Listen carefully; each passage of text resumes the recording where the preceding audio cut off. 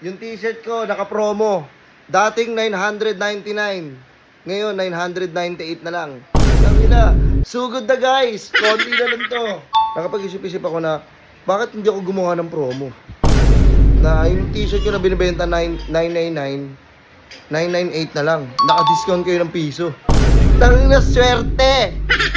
Yon mga bossing, dahil maulan ngayon at walang gaano lumalabas sa tao, puking na, ang swerte mo. Alam mo bakit? Yung t-shirt ko, naka-promo. Dating 999. Ngayon, 998 na lang. Tangina, sugod na guys. Konti na lang to. Swerte nyo, umabot kayo sa promo. Ayun, umuulan kasi. Tignan mo ha. Guys, syempre, pag umuulan, lahat ng business, walang gaanong tao. Kasi umuulan, maulan, yan, nakakatamad lumabas.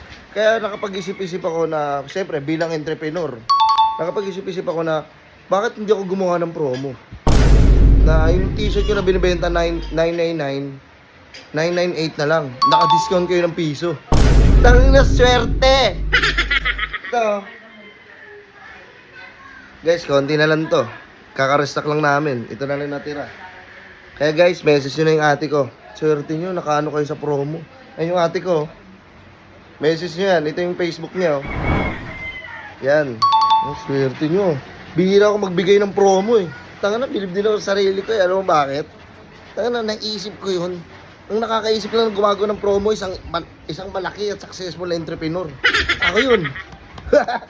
Ako yun! Sheesh!